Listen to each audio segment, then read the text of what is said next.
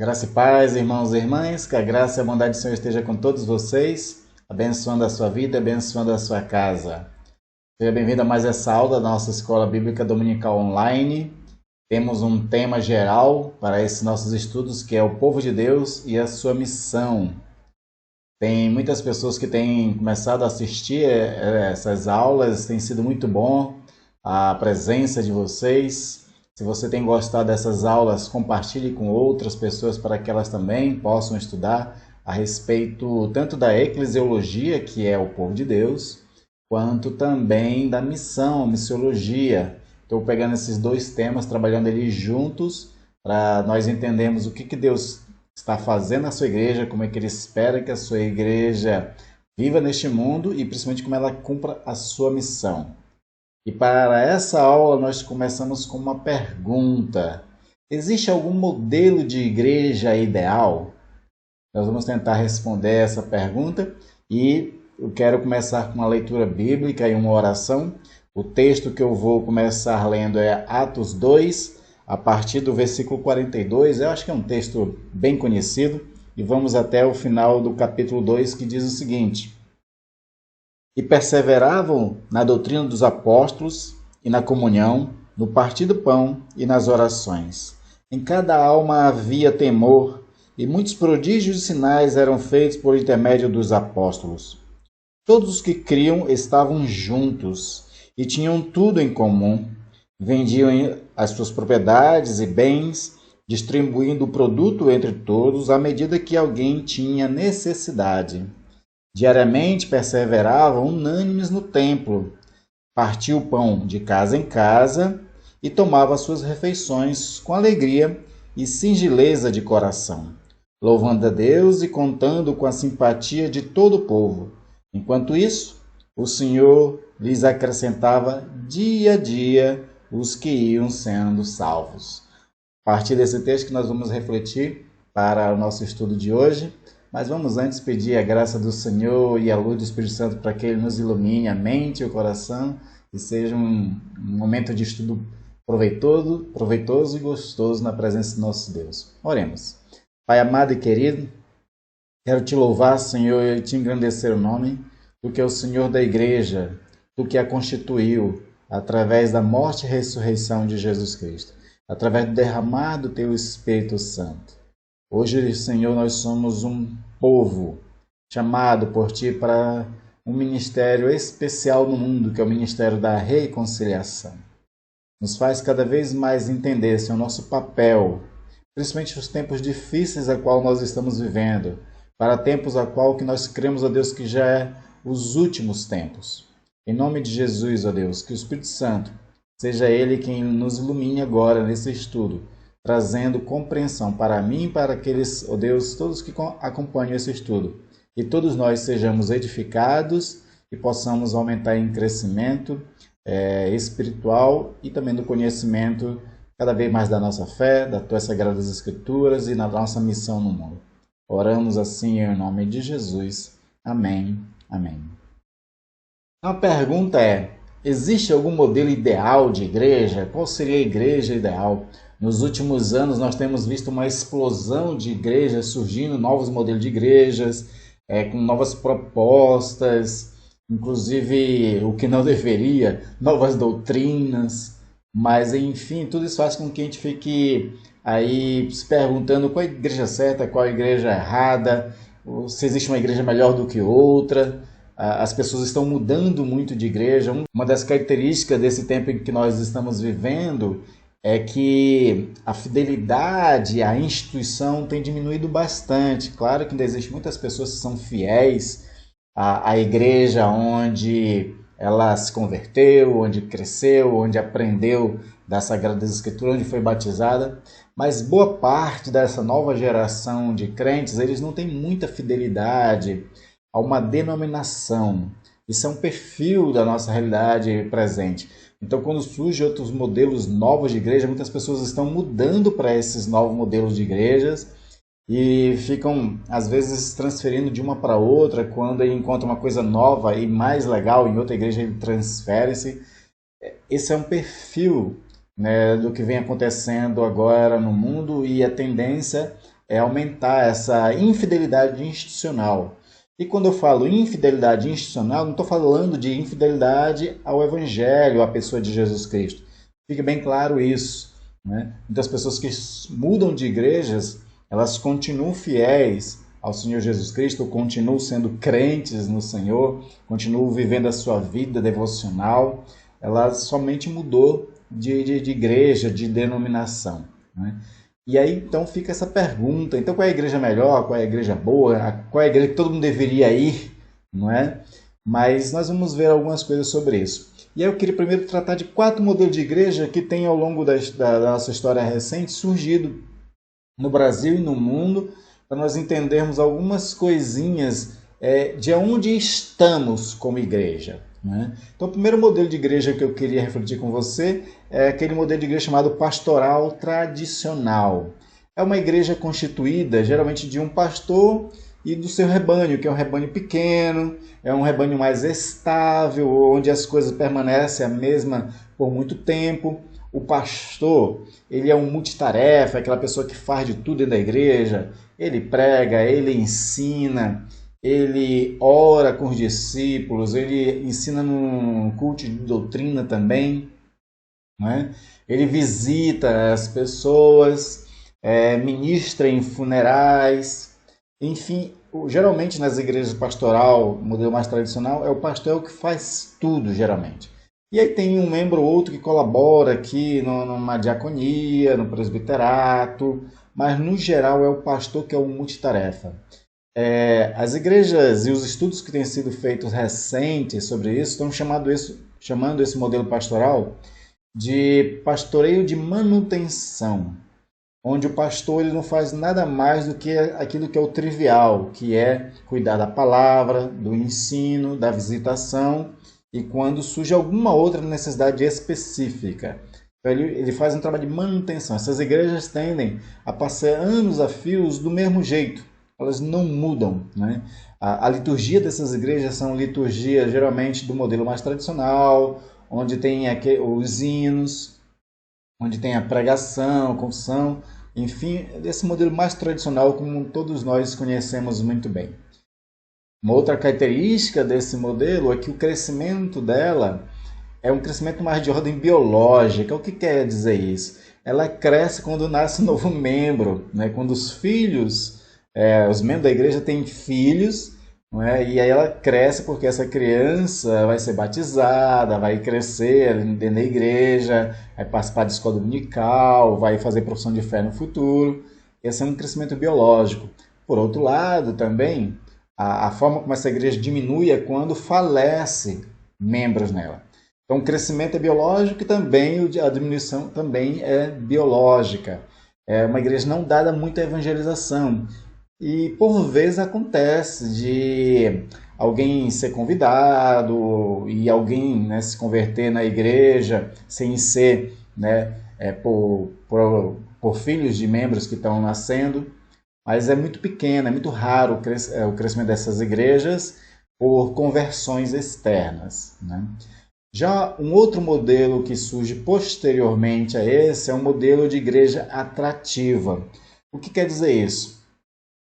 São igrejas que, com o intuito de alcançar as pessoas desse mundo que está em constante mudança, transformações culturais, tecnológicas, então eles organizam a igreja de uma certa forma para acompanhar esses avanços e alcançar essas pessoas desse mundo mais moderno, mais tecnológico.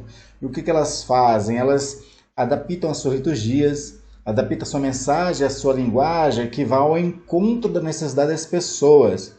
Os mais críticos, né, desse modelo diz que é uma igreja ao gosto do cliente. Eu particularmente não acho que a gente precisa rotular, criticar essas igrejas. São igrejas que estão buscando de alguma forma alcançar vidas, né? Então elas fazem isso, elas criam uma adaptação da mensagem, da linguagem para ir ao encontro das necessidades das pessoas que querem alcançar para Cristo Jesus. A tendência é que o templo ela acaba ganhando uma roupagem diferente, o templo, uma arquitetura diferenciada, mais condizente com a temporalidade que nós vivemos de arquitetura. As liturgias elas têm um modelo mais contemporâneo, diferente do modelo tradicional, e a principal característica dessa mudança litúrgica nessas igrejas atrativas é que a música, o culto em si, ela tem mais preeminência na música. Não que ela deixe de pregar a palavra de Deus, mas ela tem um tempo maior de música, de adoração, tanto que os cultos deles são chamados de cultos de louvor, culto de adoração, onde tem um tempo maior de adoração, e geralmente essa adoração, esses louvores, são mais modernos, mais recentes. A igreja atrativa, ela busca essas coisas mais novas, para atender a essas mudanças que as pessoas lá fora estão vivendo essas mudanças. Para a mentalidade dessas igrejas atrativas, não convém, já que está tendo tanta mudança lá fora, a gente permanecer atrasados, né? Até uma brincadeira a respeito desse assunto, um pastor ao qual eu sempre tive treinamento com ele dizia que ele foi uma vez chamado para fazer uma consultoria, né, a uma igreja tradicional que queria crescer. Então ele passou um tempo lá avaliando várias coisas naquela igreja, e quando ele foi prestar o relatório dele para propor algum trabalho para aquela igreja crescer, ele primeiro elogia, né, a liderança da igreja, dizendo assim: olha, vocês têm uma excelente igreja aqui para a década de 50. Né? Então essa é uma história real, isso, né? Mas eu estou trazendo ela como forma de anedota para a gente entender isso, que tem ótimas igrejas hoje funcionando, mas para um modelo antigo de povo, para uma mentalidade mais antiga, para aquilo que já se passou há 50 anos atrás, né? De uma certa forma, a igreja atrativa, ela está buscando isso, né? Ela se contextualizar com os tempos em qual nós realmente estamos vivendo, né? Faz parte, por isso que eu não quero trazer esses modelos aqui em tom de crítica, em tom de julgamento de valores, né? Estou só expondo os modelos que existem para a gente saber onde é que nós estamos como igreja.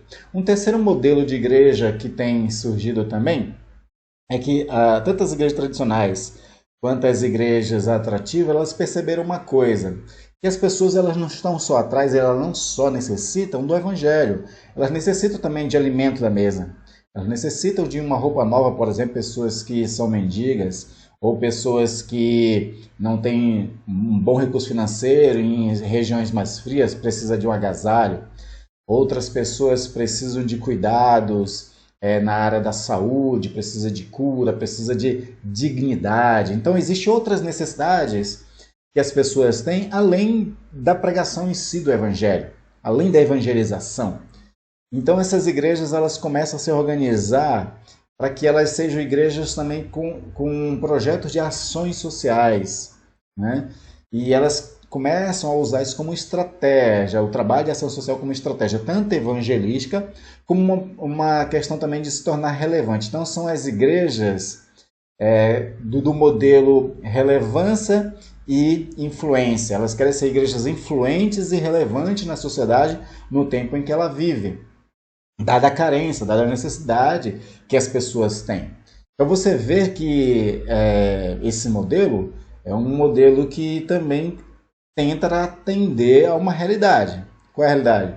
Existe muita pobreza no mundo, existem muitas necessidades, né? Por exemplo, existem igrejas que têm projetos na área psicológica, por exemplo, igrejas de Manaus que eu conheço, em outros lugares, eles têm o projeto Rever, que são projetos onde especialistas na área de cura interior vão trabalhar para as pessoas, né, vencerem traumas, vencerem qualquer outro tipo de problema de ordem emocional. A igreja ela tem o evangelho, oferece o evangelho com a sabedoria do evangelho, mas também com outros recursos que são recursos genuínos e podem ser usados para abençoar vidas. Então, por enquanto, eu falei aqui 3 modelos, né, para relembrar: modelo pastoral tradicional, o modelo atrativo, que é a igreja que procura, né, se modernizar um pouco mais, a igreja relevante e influente, que é a igreja que trabalha também com projetos de ações sociais para se tornar relevante na comunidade onde ela está inserida, para ela ser mais do que só uma igreja que só prega o evangelho, né, e só canta louvores, né. Mas existe um quarto modelo, que eu acho que é um modelo que mais hoje está crescendo no mundo por conta do resultado desse modelo, que é o modelo de igreja em células, ou pequenos grupos, grupos pequenos, grupos familiares, independente do nome, mas vamos chamar aqui de modelo de igrejas em células. É um dos modelos que mais crescem no mundo. A própria Presbiteriana Independente foi uma igreja que, há alguns anos atrás, fez um estudo sério sobre esse modelo de igreja, não viu nada que abonasse ou que houvesse algum prejuízo para o evangelho, e muitas igrejas adotaram esse modelo de estratégia, de evangelização, principalmente, né? Que é o modelo de igreja em células. De fato, as igrejas em células têm crescido muito, crescido bastante. A ideia desse modelo de igreja em células é treinar sua membresia, aperfeiçoar. Lembra que eu falei na lição anterior do aperfeiçoamento dos santos, né? Então a igreja em células também trabalha essa ideia de aperfeiçoar as pessoas para que cada membro da igreja seja uma espécie de ministro, um líder, e cada casa uma igreja, onde as pessoas vão abrir as suas casas para que ali no espaço doméstico elas possam convidar amigos, vizinhos, colegas de trabalho, para ouvir o evangelho na casa dela, e ela vai ser o facilitador para que as pessoas possam alcançar a Cristo. Agora, é claro que o modelo de igreja em células eles têm, às vezes, algumas diferenças. Por exemplo, existem grupos pequenos ou células que são somente de comunhão, outros somente de oração, mas a maioria, no geral, é para evangelização. A maioria é para gerar essa edificação e evangelização de novas pessoas. E tem gerado resultados extraordinários. As maiores igrejas hoje no Brasil, e principalmente da IPI, né, são as igrejas em células. E como eu falei, a própria direção da Igreja Nacional, a AG, montou uma comissão anos atrás para estudar esse modelo e não viu nada ali, né, que realmente trouxesse algum prejuízo para o Evangelho. E se existe alguma coisa errada em algumas igrejas que trabalham com célula, provavelmente não é o modelo que esteja falhando. Às vezes é alguma outra coisa, né, da parte da liderança, da parte das pessoas, que esteja falhando com alguma coisa. E aí eu queria, né, desses 4 modelos falando, eu queria ressaltar que a questão não é o modelo em si, né? Quando você faz da melhor forma possível, com a melhor das intenções, buscando ser fiel ao Evangelho, ser fiel ao Senhor nosso Deus, você pode usar qualquer desses modelos e ter um bom resultado com isso. Por outro lado, quando você só está esperando só o crescimento da igreja, quando você adota um modelo só com o intuito de números, onde a quantidade está mais importando do que a qualidade, geralmente você gera pessoas nessas igrejas que são pessoas mornas, frias, superficiais, e um novo nome que está surgindo a partir dos estudos sociológicos é de que muitas igrejas estão gerando mais consumidores. O que é o crente consumidor? É aquele crente que vai para essas igrejas porque essas igrejas têm coisas muito legais. Tem um excelente louvor, tem um grande pregador ali envolvido, tem ministério de música e grupo de músicas famosos nesses lugares. Né? Quando a igreja é grande, quando a igreja é bonita, quando ela tem excelentes programações. Aí muita gente vai para lá para consumir, né, o que a igreja está oferecendo. E boa parte dos membros, não todos, a gente não pode nunca generalizar, né? E boa parte dessas pessoas acabam que elas não se aprofundam na fé. Elas vão só para consumir a coisa. Elas vão para uma igreja para uma espécie de desencargo de consciência religiosa, onde diz assim, eu fui para a igreja, fiz minha parte, aí fica esperando agora Deus fazer a parte dela, né? Então acontece isso sim. E aí isso depende do modelo, depende do tamanho da igreja, porque esse tipo de pessoas pode existir em qualquer igreja. Aí é que eu estou trabalhando essa questão com você, de que não adianta a gente criticar modelos, porque às vezes o modelo em si ele não é problema nenhum. Né? O problema são as pessoas, as intenções das pessoas. Tanto aquele que cria o modelo, quando ele está com intenção somente mais de ordem da quantidade do que da qualidade, quanto também da pessoa que está consumindo, quando ela realmente não quer viver um aprofundamento na sua relação com Deus e nem engajar-se com o Evangelho. Então ela realmente, às vezes, ela vai para um desses modelos que é só legal, só para cumprir, né, esse desencargo consciência religioso e dizer que já fez a sua parte religiosa dominicalmente, né? Ou seja, qual for o dia da semana. Então, deixar isso claro, não é questão de modelo.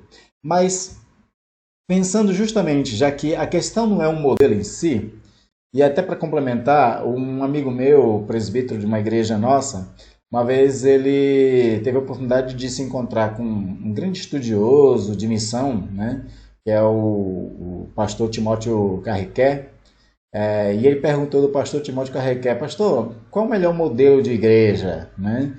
Ele até citou alguns modelos, né, de igreja com propósito, igreja em célula, igreja não sei o que, igreja não sei o que. E aí a resposta foi fantástica, que o Timóteo Carriquet diz: olha, todos os modelos funcionam, desde que se trabalhe. E é exatamente isso, desde que se trabalhe, desde que se ore, desde que peça que Deus esteja, né?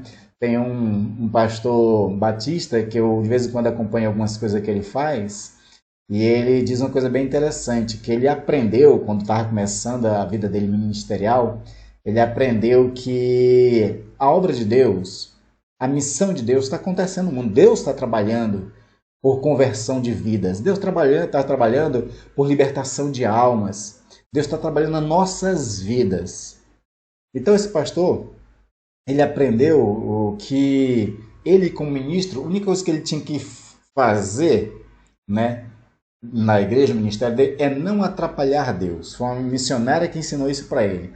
E aí ele disse, né, numa dessas conferências que ele estava dando, ele disse assim: a minha tarefa aqui é ensinar vocês o que eu aprendi, a não atrapalhar Deus, porque Deus está trabalhando por conversão de almas. Afinal, é Deus que converte vidas, né? É Deus que liberta as vidas, é Deus que cura, é Deus que faz tudo.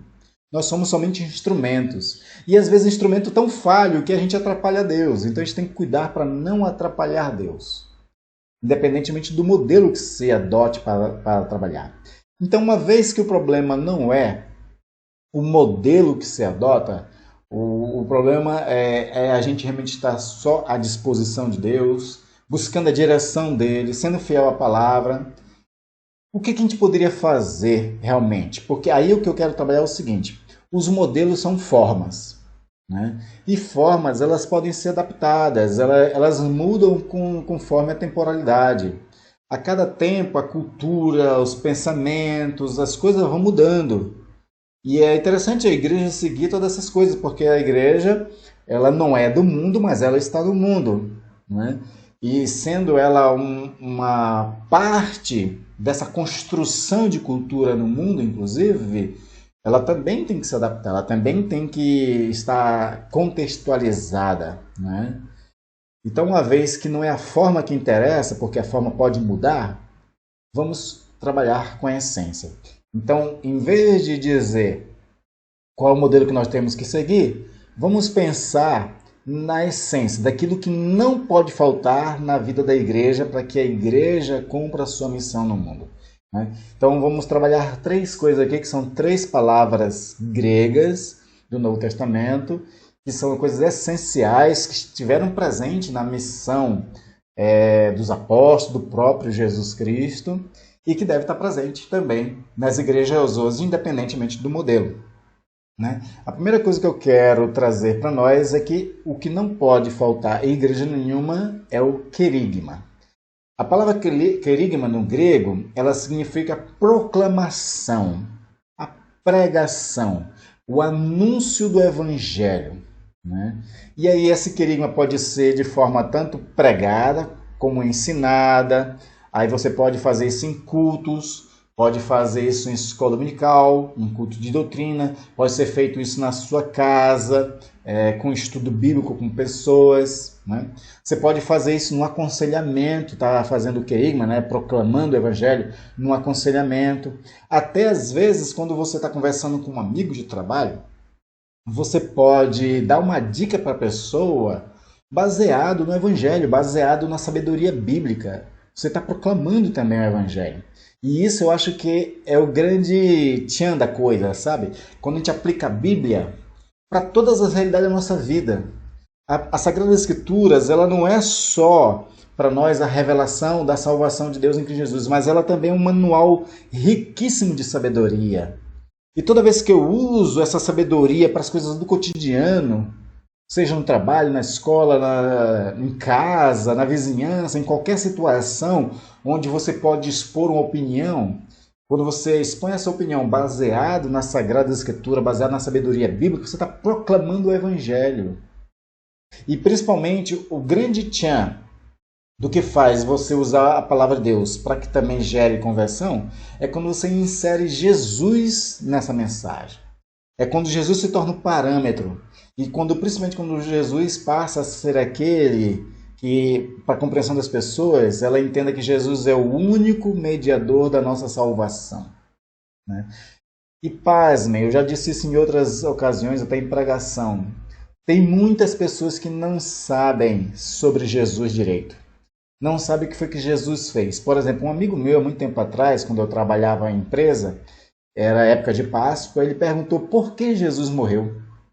Né? Para mim, aquilo foi um choque na hora. Eu fiquei pensando, nossa, tem gente que não sabe por que Jesus morreu. Não sabe a motivação de Deus, não sabe do amor de Deus, não sabe da necessidade que existia no ser humano para que Cristo tivesse que morrer na cruz do Calvário. Aí eu tive que explicar para ele, né, aqueles 4 passos, sabe, que eram dados na cruzada de evangelização, daqueles manuaizinhos sobre as 4 leis espirituais, né, de que tudo foi criado perfeito, nós estragamos tudo com pecado, o salário do pecado é a morte, e aí Jesus veio para que nós possamos ser salvos, libertos, tanto do pecado como também da morte eterna. Tive que explicar isso, né? Que a Páscoa era isso, era a redenção de Deus, era a solução de Deus para o problema do pecado humano. Né? Foi uma oportunidade no meu trabalho que eu tive, inclusive, de evangelizar aquela pessoa, de explicar para ela. Né? Então, de fato, existem muitas pessoas. O querigma não pode faltar. Né? A pregação do Evangelho ela já foi uma prática na Antiga Aliança. Nós temos esse texto de Mateus 12, 41, que fala, por exemplo, de Jonas pregando, quando diz o seguinte, ó, ninivitas se levantarão no dia do juízo com esta geração e a condenarão, porque os ninivitas se arrependeram com a pregação de Jonas. E estar aqui, quem é maior do que Jonas? Jesus estava fazendo referência a ele mesmo. Eu sou maior do que Jonas, eu estou pregando. E vocês não estão crendo. Os ninivitas se converteram pela proclamação, pelo querigma pregado na época dele. Né? João Batista, quando vai começar esse ministério de ser o precursor da pessoa de Jesus, ele também começa com o querigma, ele também começa com o anúncio, né, da pregação do Senhor, quando tem Marcos 1,4 dizendo, foi assim que João Batista apareceu no deserto, pregando o batismo de arrependimento e para a remissão de pecados. Então, além do querigma já existir na Antiga Aliança, aquele que vai ser o precursor da Nova Aliança, João Batista, também começa com querigma. E Jesus, que é um que instala a Nova Aliança, Jesus que vem trazer o novo, a Nova Aliança, né? E vem trazer as boas novas, ele começa pregando, ele começa trazendo querigma. Baseado nesse texto de Marcos 1, 14 e 15, diz, depois de João ter sido preso, Jesus foi para a Galileia pregando. A expressão pregando é querigma, pregando o Evangelho de Deus. Ele dizia, o tempo está cumprido, o reino de Deus está próximo, arrependam-se e creiam no Evangelho. Né? E mais tarde, além de Jesus dá essa incumbência aos discípulos, mas também toda a igreja do Senhor agora tem essa incumbência de poder, né, pregar o Evangelho por todo mundo. Né? Quando Jesus dá essa ordem lá em Marcos 16, 15, disse-lhes, vão por todo mundo e preguem o Evangelho a toda criatura. Mais tarde, os discípulos, Paulo e todo o restante também, né, continuam com essa incumbência de fazer com que o querigma, né, esteja sendo praticado, que é a pregação, a proclamação, das diversas formas, como eu falei para você. Tanto pregação bíblica, como estudo bíblico, como dicas, aconselhamento, estudo bíblico em casa, qualquer coisa desse tipo é uma proclamação do Evangelho de Jesus Cristo. Então, para insistir, né, com a igreja que ela faça isso, Paulo vai dizer, né, em 2 Timóteo 4,2, o seguinte, que está dizendo para Timóteo, mas isso serve para toda a igreja, né, que pregue a palavra, insista quer seja oportuno, quer não. Corrija, repreenda, exorte com toda paciência e doutrina. Então esse é o primeiro ponto que eu queria tratar, da questão da essência da missão da igreja.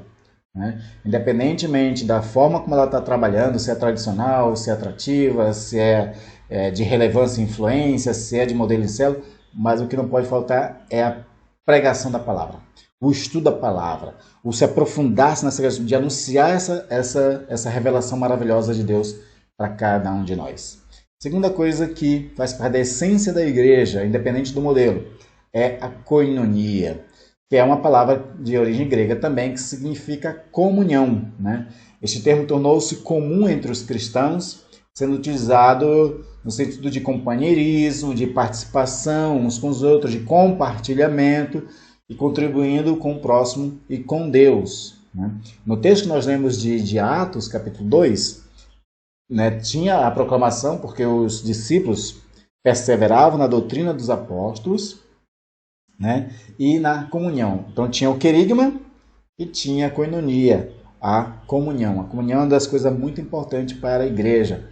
Existe uma pesquisa que foi feita nos Estados Unidos perguntando das pessoas o que foi que fez elas se tornarem membros de uma igreja, por exemplo. Né? 80% das pessoas que responderam a esse questionário, a essa pesquisa, disseram que a opção por pertencer àquelas igrejas era porque, primeiro, elas foram atraídas por uma boa pregação e por um bom louvor. E desses 80% delas permaneceram na igreja por conta de que tinham criado vínculos com os membros da igreja. Ou seja, eles tinham entrado em comunhão com as pessoas. E a comunhão, o estabelecimento de novas amizades, o estabelecimento de um ajudar ao outro, fez com que essas pessoas firmassem ali a sua vida espiritual. Né? Elas tinham opção de qualquer outra igreja, mas o fato de que elas ficaram naquelas igrejas foi por conta de estabelecer esses vínculos de comunhão com as pessoas. E a comunhão é uma das coisas que é pregada na Sagrada Escritura para que nós venhamos a viver. E para viver essa comunhão uns com os outros, nós precisamos amar as pessoas, precisamos receber bem essas pessoas. A recepção na igreja é uma coisa muito importante. A hospitalidade dos membros, né, para com novas pessoas na igreja é muito importante. E eu gosto dessa palavra hospitalidade, porque dá a ideia do hospital mesmo, do lugar onde cuida de pessoas que vêm feridas, machucadas, né, que precisa de cura, de libertação. Então a igreja tem que ser esse hospital. E aí precisa de bons enfermeiros, bons médicos que ajudem as pessoas, acolham essas pessoas. Né? Não no modelo do SUS, tá, gente? Mas no modelo de fato de uma igreja saudável que cuida de outras pessoas também. Né?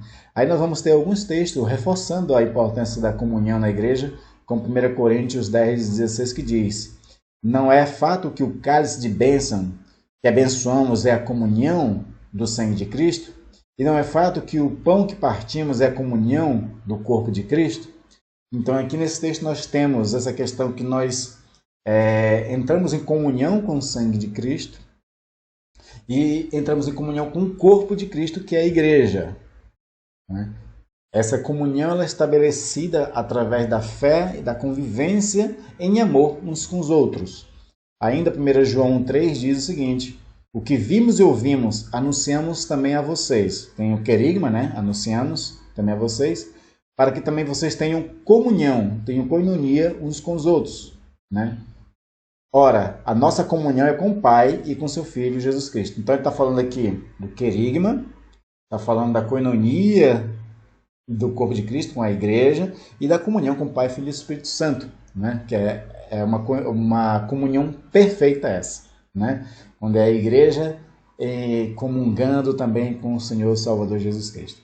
E aí por último Filemão 1,6 diz: ora, para que a comunhão da sua fé se torne eficaz no pleno conhecimento de todo o bem que há em nós para com Cristo. Então, a gente está falando aqui da comunhão da sua fé, que a fé nos faz entrar nessa comunhão uns com os outros. Né? É de suma importância para os cristãos que ele vivam essa koinonia, onde as pessoas estejam ligadas umas com as outras, com Deus, com Cristo, tudo em amor. A igreja deve buscar a comunhão, deve viver a comunhão. Ela deve praticar esse amor constantemente, porque é na comunhão que Deus ordena a sua bênção, como diz o Salmo 133. Terceira coisa muito importante, que é a essência da igreja, a essência da missão da igreja, não é? Independentemente da forma que ela adote, é também a diaconia.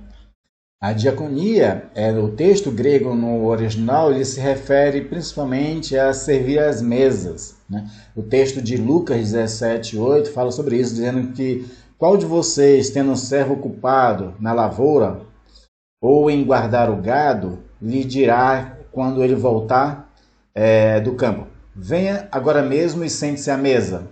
Não é verdade que ao contrário lhe dirá: prepare o meu jantar, apronte-se e sirva-me enquanto eu como e bebo, depois você come e bebe? Então, quando Jesus está usando essa metáfora aqui para falar sobre a questão do serviço, ele usa essa expressão da pessoa do patrão que quando chegou, né, ele quer sentar à mesa e ser servido, né, pelos empregados, pelos seus funcionários. Então, a palavra diaconia no original tem essa ideia de servir às mesas, que é a mesma expressão, por exemplo, que é usado lá em Atos 6, de 1 a 3. Ali os discípulos, os apóstolos principalmente, né, eles são interrogados sobre a questão do serviço e do auxílio uns aos outros. Aí vai se usar essa expressão de diaconia para isso, né? Do servir à mesa para servir às pessoas. Então o texto de Atos 6, de 1 a 3 diz o seguinte: naqueles dias, aumentando o número dos discípulos, houve murmuração dos helenistas. Helenistas era qualquer pessoa não judeu, né? Eles estavam murmurando contra os hebreus, porque as viúvas deles estavam sendo esquecidas na distribuição diária. Então os 12 convocaram a comunidade dos discípulos e disseram: não é correto que nós abandonemos a palavra de Deus para servir às mesas, que é fazer a diaconia, né? Por isso, irmãos, escolha entre vocês 7 homens de boa reputação, cheios do Espírito Santo e de sabedoria, para os encarregarmos desse serviço. Então, a palavra diaconia, que no original queria dizer servir à mesa, agora é servir as pessoas, atender socialmente as pessoas, atender a necessidade que as pessoas estão tendo. É um serviço mesmo às pessoas, né? E por isso que Paulo vai se colocar muito como servo. Sempre que ele vai escrever as suas cartas, ele diz: eu, Paulo, servo de Jesus Cristo. Mas uma vez que ele é servo de Jesus Cristo, ele também entende, Paulo, que ele tem que servir as pessoas, porque Jesus deixou isso como parâmetro, né? Quando Jesus disse que quando eu estive nu, vocês me deram de vestir, quando eu estive preso, vocês foram me visitar, quando eu estava com fome, vocês me deram de comer. Aí se perguntaria: quando fizemos isso a ti, Senhor? Quando vocês fizeram qualquer um dos meus pequeninos. Então, a ideia de ser servo de Cristo é através do serviço às pessoas. Quando servimos as pessoas, estamos servindo a Cristo, estamos realmente sendo servo do Senhor. E isso é uma compreensão muito importante que nós temos que ter, para que a gente não entenda que servir a Deus é só pregar, é só cantar na igreja, é só ajudar em alguma coisa do templo. Não. Quando a gente serve as pessoas, também estamos servindo a Deus. Tenhamos essa compreensão baseada nesse texto aqui de Atos 6, né? E para atender todas essas realidades que a igreja tem de muitas necessidades, é que Deus concede os seus dons. Nós já falamos sobre os dons espirituais, que são, né, vários dons, e esses dons é para isso, para servir as pessoas, para poder que haja a diaconia na igreja, para que haja esse serviço. A palavra ministério no Novo Testamento, no original, é sempre diaconia. Ministério da palavra, ministério do serviço, nas mesas, qualquer que fosse o ministério, né, que fosse designado no texto bíblico, a palavra ministério em si é a palavra diaconia que está sendo usada ali. Então, para atender essas diversas realidades e demandas que a igreja tem, então o Senhor lhe dá várias funções, vários serviços para o povo dele, né, praticar a diaconia. Por isso que Paulo vai dizer em 1 Coríntios 12, 5 isso, né? e também há diversidade nos serviços, mas o Senhor é o mesmo. Então, em 1 Coríntios 12, Paulo está falando dos dons. Por que tem muitos dons? Por isso, porque há diversidade nos serviços, há diversidade na diaconia. Existem muitas coisas que precisam ser feitas. Então, por isso, Deus derrama também dos seus dons. Então, para a gente recapitular, o importante não é a forma, o modelo que a igreja adota. Os modelos, eu citei aqui os 4 principais, que é o modelo pastoral tradicional, o modelo atrativo, o modelo da relevância e influência e o modelo de igreja em células. Independente do modelo que você adote, o importante é que a essência daquilo que é a missão da igreja não falte. Querigma, que é a proclamação do evangelho, a koinonia, que é a comunhão dos santos, para que ele receba a bênção de Deus e as pessoas auxiliem uns aos outros, e ao auxiliar uns aos outros, está praticando o terceiro, que é a diaconia. Essas 3 coisas são muito importantes. E por que elas são importantes? Além de tudo que nós já citamos das Sagradas Escrituras, porque o próprio Jesus fez isso. O próprio Jesus foi um modelo. Jesus ele proclamou o evangelho. Jesus ele reunia as pessoas ao lado dele para que houvesse comunhão. E ele é aquele que estabelece a comunhão no corpo de Cristo. É através de Cristo que nós somos a igreja do Senhor, essa comunhão de santos, através de Jesus. Né? Por isso que é chamado corpo de Cristo, porque é dele essa comunhão e ele é que ele estabelece essa comunhão. Mas ele mesmo vive em comunhão uns conosco e ele quer viver em comunhão com toda a sua igreja, para que a igreja seja seja uma unidade, como ele mesmo ora lá em Atos, aliás, em João, capítulo 17. E Jesus foi aquele que veio para servir. Quando ele conta aquela parábola lá, aquele exemplo do homem que quando chega do trabalho, chega da lavoura, ele quer sentar na mesa e ser servido, Jesus diz assim, eu estou entre vocês como aquele que serve. Jesus não é o que está sentado à mesa para ser servido. Jesus é aquele que serve a mesa. Por isso que ele, um dos últimos atos dele, antes da sua crucificação, foi o lava-pés, para dar o exemplo. E esse exemplo serve para todos dentro da igreja, seja para aquele que tem cargos e aquele para que não tem cargos dentro da igreja. Todos devemos servir e servir uns aos outros.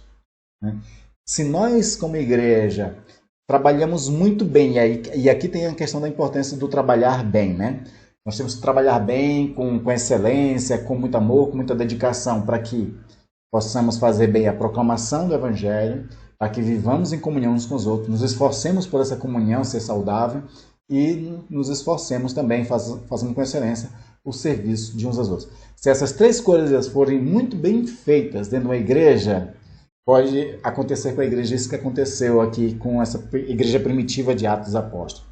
Porque a igreja primitiva de Atos dos Apóstolos, eles perseveravam no querigma, na doutrina, na comunhão, no partir do pão, que era a diaconia, e nas orações. Em cada alma havia temor, e muitos prodígios e muitos sinais eram feitos por intermédio dos apóstolos. Deus abençoava essa igreja. O Salmo 33 acontecendo aqui, Ali o Senhor ordena a bênção, onde? Na comunhão. Todos que criam estavam juntos, tinham tudo em comum, a comunhão, Vendiam as suas propriedades e bens, distribuindo o produto entre todos, que era a diaconia, à medida que alguém tinha necessidade, E diariamente perseveravam unânimes no templo, que é a adoração, o partir do pão de casa em casa, e tomavam as suas refeições com alegria e singelo de coração, louvando a Deus, cantando com a simpatia de todo o povo. Enquanto isso, o Senhor lhes acrescentava dia a dia os que iam sendo salvos. Nessa passagem aqui, que foi a base para a nossa meditação de hoje, faltou uma coisa só falar como essencial, mas eu deixei ela separada, não falei hoje, porque eu quero tratar na próxima aula, então não falte a próxima aula, que é a adoração. Toda igreja, para cumprir sua missão bem no mundo, tem que ter o querigma, que é a proclamação, tem que ter a comunhão, tem que ter o serviço de uns aos outros e a adoração, que é o que nós vamos tratar na próxima aula. Que Deus abençoe a sua vida e nós venhamos nos encontrar na próxima aula. Amém?